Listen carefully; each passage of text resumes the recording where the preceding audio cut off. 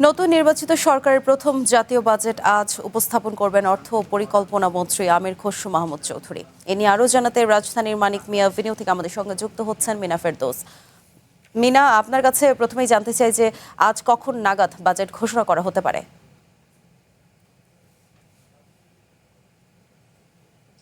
আপনি যেমনটি বলছিলেন যে নতুন নির্বাচিত সরকারের প্রথম বাজেট আজ কিন্তু সংসদে উপস্থাপন করা হবে। সেই বাজেটে কিন্তু আকার ধরা হয়েছে 9,38,000 কোটি টাকা। তো বিকাল 3টা নাগাদ কিন্তু অর্থমন্ত্রী আমির খসরু মাহমুদ চৌধুরী তিনি বাজেট পেশ করবেন এবং সেখানে কিন্তু আমরা দেখেছি যে নতুন যে নির্বাচিত সরকার, যে গণতান্ত্রিক সরকার এবার বাজেট প্রস্তাবনা করছেন, সেখানে কিন্তু তাদের যে প্রতিশ্রুতি ছিল নির্বাচনের আগে, যে শিক্ষা খাতে যে বাজেট বরাদ্দ করা হয়েছে, তারা বলেছিল যে জিডিপির 5% তারা শিক্ষা খাতে বরাদ্দ রাখবেন।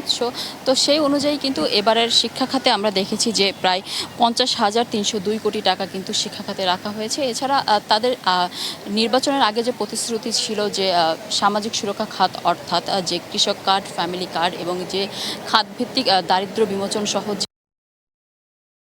সমাজের মানুষগুলোর জন্য কিন্তু তারা বাজেট রেখেছে, সেখানে কিন্তু আমরা দেখেছি যে সামাজিক সুরক্ষা খাতে কিন্তু 1,38,000 কোটি টাকা বরাদ্দ রাখা হয়েছে। এছাড়া আরেকটু জানিয়ে রাখতে চাই যে গত বছরের তুলনায় কিন্তু এবার স্বাস্থ্য খাতেও কিন্তু প্রায় 21,000 কোটি টাকা বেশি বরাদ্দ রাখা হয়েছে। এছাড়া আরেকটু জানিয়ে রাখতে চাই যে গত বছরের 2025-26 অর্থ বছরের বাজেটের তুলনায় কিন্তু এবারের বাজেটের আকার প্রায় 19% বড়। কেননা আমরা দেখেছি যে গত বছর, অর্থাৎ যে অন্তর্বর্তীকালীন সময় বাংলাদেশে গিয়েছে, অর্থাৎ অন্তর্বর্তীকালীন যে সরকার ছিল ডক্টর মোহাম্মদ ইউনূসের নেতৃত্বে, সেখানে কিন্তু আমরা দেখেছি বাংলাদেশের ইতিহাসে প্রথমবারের মতো 2024-25 অর্থ বছরের তুলনায় কিন্তু বাজেটের আকার কমেছিল।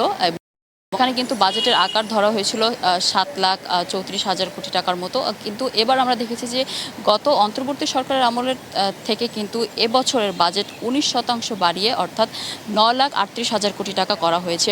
এছাড়া আপনাকে আরেকটু জানিয়ে রাখি যে বাংলাদেশের ইতিহাসে কিন্তু সর্বোচ্চ 12 বার দুজন অর্থমন্ত্রী কিন্তু বাজেট প্রস্তাবনা করেছিলেন।